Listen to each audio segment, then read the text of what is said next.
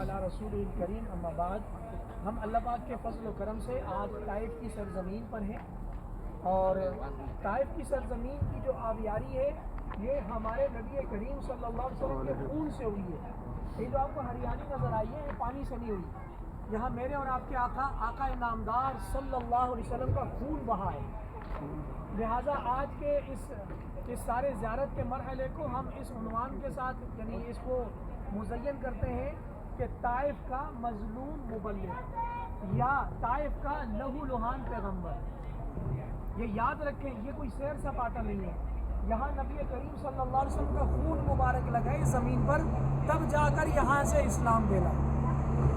اس کی تفسیر یہ ہے کہ نبی کریم صلی اللہ علیہ وسلم نے 10 سال گزارے مکہ مکرمہ میں، مکہ مکرمہ والوں نے دھتکار دیا۔ جناب نبی کریم صلی اللہ علیہ وسلم کی رازدار، وفا شعار، بہترین بیوی جناب خدیجہ رضی اللہ تعالیٰ عنہ کا انتقال ہوا۔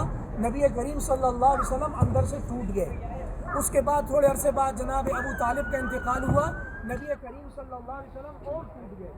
ابو طالب کے انتقال کے 2 صدمے تھے، ایک تو وہ بہت بڑی دیوار تھے کفار کی، مشرکین کی جو تکلیفیں تھیں ان کے درمیان،